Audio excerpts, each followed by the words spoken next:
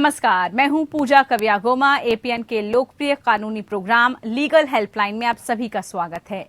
APN के इस कार्यक्रम में हमारे कानूनी विशेषज्ञ रोजमर्रा की जिंदगी की समस्याओं से जुड़ी कानूनी मसलों पर आपकी शंकाओं का समाधान करते हैं।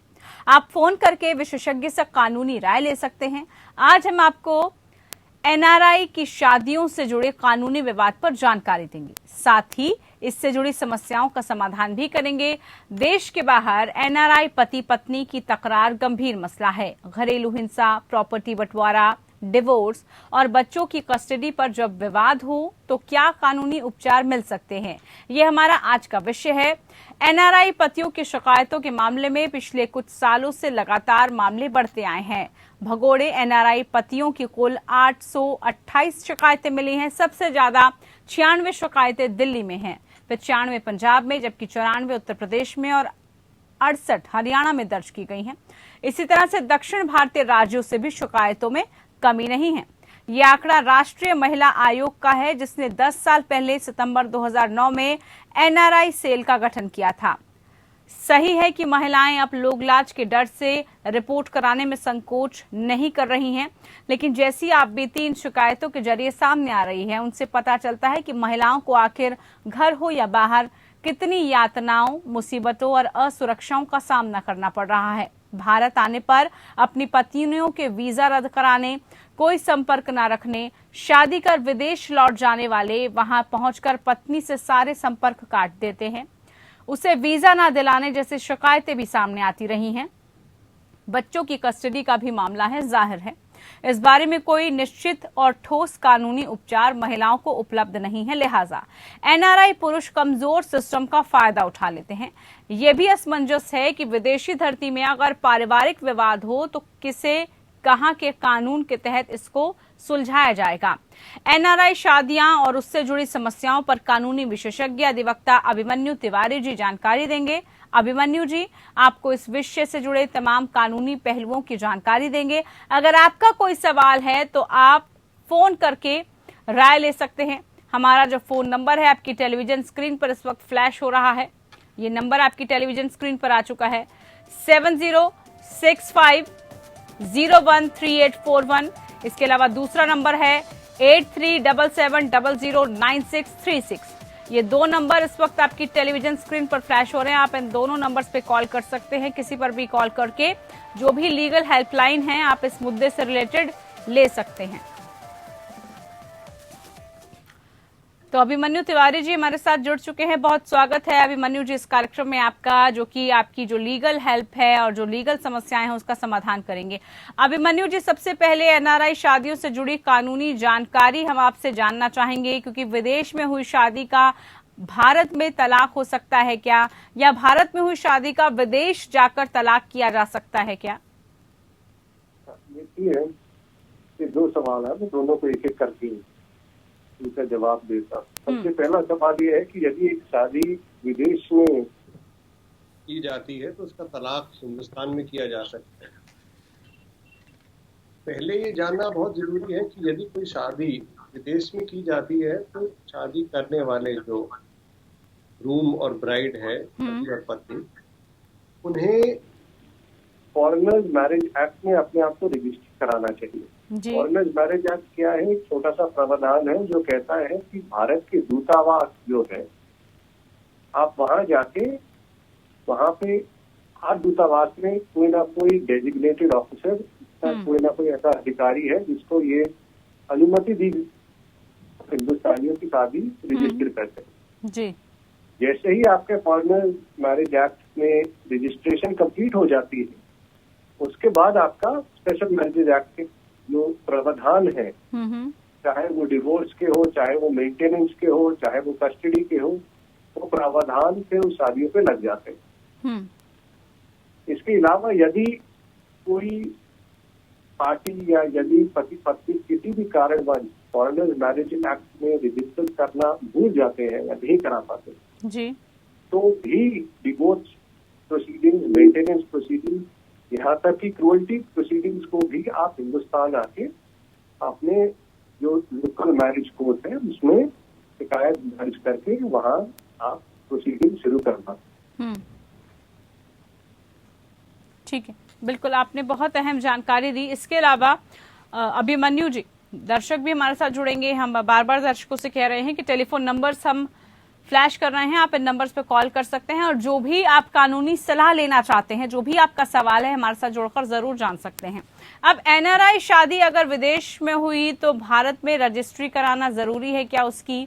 अगर नहीं तो भारत के कानून के तहत विवादों पर कैसे कार्रवाई होगी? भारत में शादी होने के बाद अगर विदेश में तलाक होता है तो क्या जो संपत्ति बंटवारा है वो भी होता है? हाँ, इसके लिए अगेन जो मैं पहले कह रहा था, यदि एक चीज जानना जरूरी है कि मैं सलाह सबको यही दूंगा कि यदि आप विदेश में जाकर शादी कर रहे हैं, किसी भी देश में आप शादी करते हैं, तो उस देश के भारतीय दूतावास से आप कृपया पहले संपर्क करें और अपनी शादी को फॉरेनर्स मैरिज एक्ट के अंदर रजिस्टर जरूर कराएं। अब अगेन अगर किसी भी कारणवश पति या पत्नी में से कोई भी इसको रजिस्टर नहीं करा पाता है, अगर किसी भी कारणवश ये रजिस्ट्रेशन रह जाती है, तो इसका मतलब ये नहीं कि आपके पास किसी प्रकार का राह नहीं रह जाता। आप फिर भी अपने लोकल फैमिली कोर्ट में जा सकते हैं। आप लोकल फैमिली कोर्ट के अंदर जाके अपनी पिटीशन, अपनी याचिका दायर कर सकते हैं और उस याचिका पे आप उस लोकल फैमिली कोर्ट की जो फैमिली जज है ये निर्णय भी करा सकते हैं। अच्छा, ये निर्णय किस प्रकार होता है? इसकी टेक्निकल ऑब्जेक्शन जो दूसरी पार्टी है वो चाहे ले सके। हाँ। और उसके अंदर जाना थोड़ा एक आम मरने के आदमी के लिए समझना मुश्किल होगा, बट सुप्रीम कोर्ट ने कई ऐसे केसों में ये क्लैरिफाई किया है कि जो आम इशू आते हैं, चाहे वो डाइवोर्स का इशू हो, चाहे वो 498 इक्वलिटी का इशू हो, कि यदि आपको लगता है कि आपके पार्टनर ने या आपके पति या पत्नी ने आपके साथ निर्दयता से व्यवहार किए, चाहे वो मेंटेनेंस का इशू हो, सुप्रीम कोर्ट की कई ऐसी जजमेंट्स हैं जो कहती है कि आप आमतौर से अपने लोकल फैमिली कोर्ट में जाके याचिका दर्ज करा के उसका डिसीजन ले सकते हैं। तो जहां तक की बात, आपका सवाल था कि फैमिली को रजिस्टर कराना जरूरी है कि हाँ, अगर आप रजिस्टर कराएंगे तो इसमें बेहतरी है, आपको आगे जाके इसका फायदा होगा। यदि आप रजिस्टर कराना भूल जाते हैं तो इसका मतलब ये नहीं कि शादी के ऊपर क्वेश्चन मार्क लग गया है या शादी को माना नहीं जाएगा। आप फिर भी अपने नजदीकी फैमिली कोर्ट में जाके अपनी याचिका दर्ज करा सकते हैं और न्याय।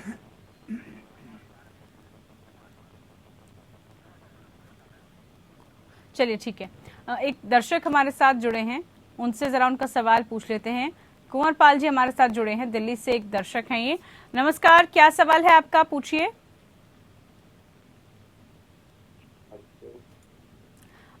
आवाज मिल रही है आपको?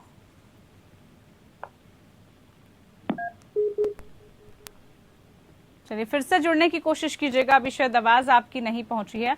जो दर्शक इस कार्यक्रम में जुड़ना चाहते हैं, टेलीफोन नंबर्स लगातार हम फ्लैश कर रहे हैं, आप लीगल हेल्पलाइन ले सकते हैं। आपका जो भी सवाल है, आप जो भी जानकारी चाहते हैं, इस कार्यक्रम के माध्यम आप जरूर हमारे साथ जुड़े और उसके बाद जो आज का मुद्दा है उससे रिलेटेड अगर आपका कोई सवाल है तो जुड़कर पूछ सकते हैं। टेलीफोन नंबर्स हम लगातार आपकी टेलीविजन स्क्रीन पर फ्लैश कर रहे हैं।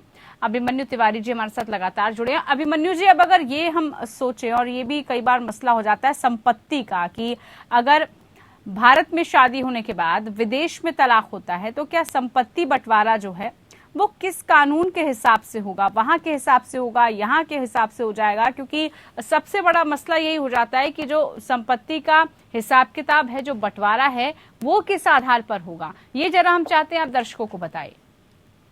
देखिए, संपत्ति का जो सवाल है वह थोड़ा पेचीदा है और इसके पेचीदा होने की जो वजह है वो भी मैं आपको बताता हूँ। संपत्ति का सवाल आता है कि संपत्ति कहाँ है। मैं आपको उदाहरण के तौर पे अगर बताऊं कि अगर एक पति पत्नी हिंदुस्तान से जाके अमेरिका में है, शादी करके रहते हैं, उनकी कुछ संपत्ति अमेरिका में है, उनकी कुछ संपत्ति हिंदुस्तान में है। अब दोनों ही देशों के जो कोर्ट है वह संपत्ति के बंटवारे पे निर्णय ले सकते हैं, बट उस निर्णय को इन्फोर्स कराना, उसको एग्जीक्यूट कराने में आपको दूसरे देश जाना पड़ेगा। अब जिस प्रकार से संपत्ति का निर्णय होता है वो हर जगह के कानूनों के हिसाब से होता है। कई ऐसे देश है जहाँ पे संपत्ति बिल्कुल सीधा 50-50% जो बांटी जाती है कि शादी के बाद जो भी संपत्ति आपके पास आई वो आधी पति की है और आधी पत्नी। कई ऐसे देश होते हैं जहाँ संपत्ति जुडिशियल ऑर्डर से मानी जाती है, जैसे हिंदुस्तान में ऐसा नहीं है कि 50% पति को जाएगी, 50% आपकी पत्नी को जाएगी। हिंदुस्तान में जो जज है वो उस पर एक निर्णय लेंगे। अब कई जैसे देश, अमेरिका जैसे देशों में आपकी प्री मैरिटल कॉन्ट्रैक्ट भी होते हैं जिसमें आप शादी से पहले ही डिसाइड कर सकते हैं कि भाई अगर हमारी शादी टूटती है तो कितनी संपत्ति कहाँ जाएगी। अब इस प्रकार की स्थिति में जैसे इसीलिए मामला काफी पेचीदा है। जो संपत्ति दूसरे देश में है वह उस देश के नियमों से बंधी। अगर आप प्री मैरिटल, मैं आपको उदाहरण के तौर पर तो भैया एग्जाम्पल देता हूँ कि अगर एक पत्नी अमेरिका चले जाते हैं, वहां जाके प्री मैरिटल कॉन्ट्रैक्ट कर लेते हैं कि देखिए तुम अपनी संपत्ति को 30 और 70% में बांटेंगे।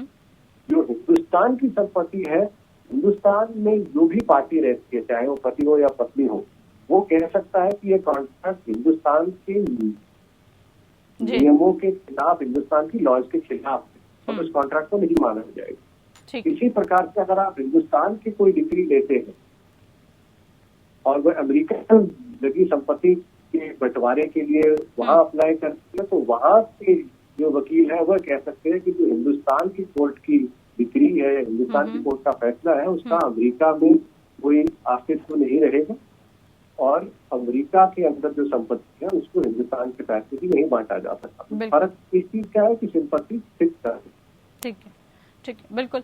और ये फर्क जो है वो कई बार देखने को भी मिला है और इसीलिए हम चाहते हैं कि जो दर्शक इस असमंजस की स्थिति में हैं, जो कई बार फंस जाते हैं इस चंगुल में और उनको पता नहीं चलता कि कैसे समाधान होगा, उनके लिए कार्यक्रम है।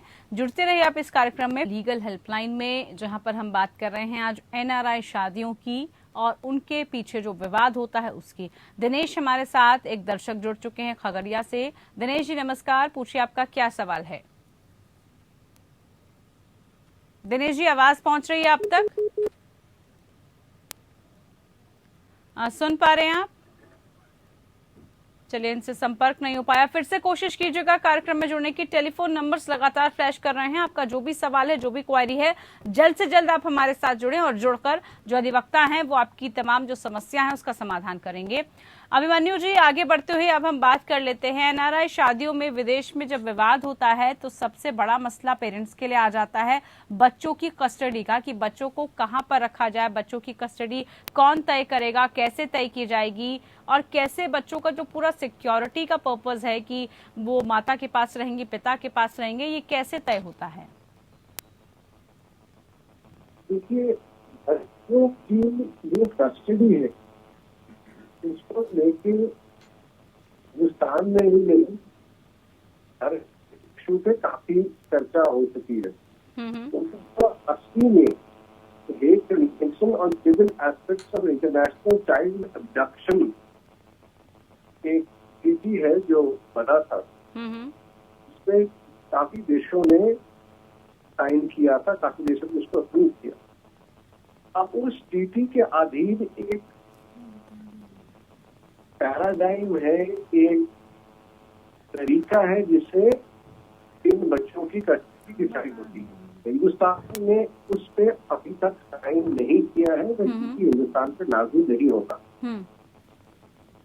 अब हिंदुस्तान पे लागू ना होने की वजह से ये स्थिति कई बार आ जाती है कि हिंदुस्तान के बच्चे, हिंदुस्तान में रहते फॉरेनर्स के बच्चे में से कोई एक माता या पिता उनको हिंदुस्तान से बाहर ले जाता है, या बाहर रहते कपल के अंदर एक माता या पिता में से भी एक उन्हें हिंदुस्तान वापस ले आता है जी। तो सुप्रीम कोर्ट ने 3-4 मेजर जजमेंट्स में से निर्णय दिया है। पहली जजमेंट जो मेजर जजमेंट आई थी वह थी इसी मजदूर वर्सेस संजीव मजदूर 2011 की जो जजमेंट है, और रिसेंटली एक जजमेंट आई थी आपकी नित्य आनंद राघवना जो 2017 की जजमेंट है। दोनों ही जजमेंट पे कोर्ट क्या कहता है? कोर्ट कहता है कि देखिए, हमें देखना ये है कि हिंदुस्तान में प्रोसीडिंग शुरू करने से पहले क्या किसी भी फॉरेन कोर्ट ने किसी इशू पे कोई ऑर्डर दिया है? उदाहरण के तौर पे अगर मैं आपको बताना चाहूँ, अगेन की एक पति पत्नी अगर अमेरिका में रहते हैं, अगर जिनकी शादी हिंदुस्तान में हुई थी, अमेरिका रहते रहते अमेरिका में बच्चा हुआ, जो बच्चा है उसकी सिटीजनशिप भी अमेरिकी है। अगर आपसे विवाद की पति या पत्नी में से कोई एक बच्चा हिंदुस्तान ले आता है और जो पति या पत्नी अमेरिका रह गए हैं और अमेरिकी ऑर्डर लेके आते हैं कि नहीं, आप बच्चे को वापस दीजिए या बच्चे को अमेरिका वापस भेजा जाए, उस ऑर्डर की क्या अहमियत है हिंदुस्तान? तो जो जजमेंट्स मैंने आपको बताई, रुचि मंजू और नित्या आनंद राघवना, दोनों ही ये कहती है, देखिए सबसे पहले आपको एक प्रिंसिपल होता है लॉ में, कमिटी ऑफ कोर्ट, जो कहती है कि भाई हर कोर्ट को किसी भी और देश के न्यायपीठ के निर्देश को सराहना है, बिल्कुल जी, उसको ड्यू रिस्पेक्ट देनी। पर इसका मतलब ये नहीं कि उस ऑर्डर को आपने ब्लाइंडली फॉलो करना है। दोनों ही केसों में सुप्रीम कोर्ट कहता है कि सबसे इम्पोर्टेंट जो इशू है वो है बच्चे का बेस्ट इंटरेस्ट। बिल्कुल, कोर्ट को बच्चे का इंटरेस्ट देखना है और कोर्ट को बच्चे का इंटरेस्ट देखते हुए ये तय करना है कि जो दूसरे न्यायपीठ, फॉरेन न्यायपीठ का निर्देश है उसको एग्जीक्यूट करना है कि नहीं करना। दोनों ही इन केसों में, रुचि मंजू के अंदर भी जो बच्चा था उसको हिंदुस्तान लाया गया था और बच्चे के पिता मेरे ख्याल से थे जो अमेरिका में थे, जिन्होंने वहां के कोर्ट से ऑर्डर लिया था कि बच्चे को वापस भेजा जाए। बट सुप्रीम कोर्ट ने इसको मना करते हुए कहा कि नहीं, उस हिसाब में इस पर्टिकुलर केस में बच्चे का बेस्ट इंटरेस्ट यही कहता था कि वह अपनी माँ के साथ हिंदुस्तान में रहे और अमेरिकी कोर्ट के ऑर्डर को मानने से इनकार कर दिया। ठीक है, इसके अलावा बच्चों की कस्टडी से जुड़ा एक और ये हो जाता है कि अगर गलत हाथों में चली गई है, गलत तरीके से अगर कस्टडी में लेने पर क्या उपचार उपलब्ध है, क्या किया जा सकता है? कोई भी अभिभावक अगर उनको लगे कि बच्चे की जो स्टडी है वो सही हाथों में, कस्टडी नहीं पहुंची है, तो क्या उसके पास विकल्प रह जाता है? कोई विकल्प है उनके पास ऐसे में? सर देखिए, बच्चा जहाँ पे भी है, जैसे इसके दो ही उदाहरण हो सकते हैं, या तो बच्चा हिंदुस्तान आएगा या बच्चा हिंदुस्तान से बाहर ले जा चुका गया है किसी फॉरेन कोर्ट में। हर कोर्ट में, हिंदुस्तान में जैसे हमारे फैमिली कोर्ट्स होते हैं, अलग अलग देशों में अलग अलग प्रकार के फैमिली कोर्ट्स करे जाते हैं। बच्चे की कस्टडी इवेंचुअली वही कोर्ट डिसाइड कर सकता है जहाँ बच्चा है।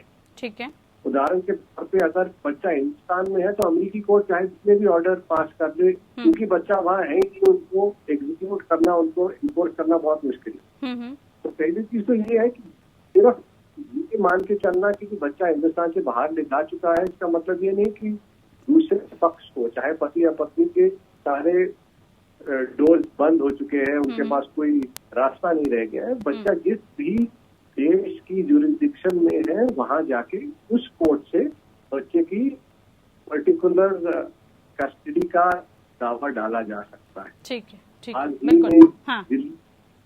हाल ही में दिल्ली की हाईकोर्ट में एक ऐसा ही केस आया था जहां बच्चे को कीनिया ले जाया जा चुका था। कोर्ट ने इंडियन एम्बेसी को कहा कि जी आप देखिए, वहां से बात करिए, उसको वापस बुलाने की कोशिश की, but as a actual impact उसी कोर्ट का होगा। बिल्कुल ठीक है, इस कोर्ट की जुरिस्डिक्शन में बच्चा अभी भी है, मतलब इसका ये विकल्प हो सकता है। बहुत शुक्रिया अभिमन्यु तिवारी जी आपका, आप हमारे साथ जुड़े और एक विश्लेषण हमने किया, और साथ ही जो भी लोगों की समस्या थी और जो भी इसको लेकर उनको लग रहा था कि कस्टडी कैसे हो सकती है या क्या प्रोसेस है एनआरआई कपल्स के लिए, उसकी सही जानकारी हमने आप तक पहुंचाने की कोशिश की। फिलहाल के लिए खास कार्यक्रम में इतना ही, दीजिए इजाजत, नमस्कार।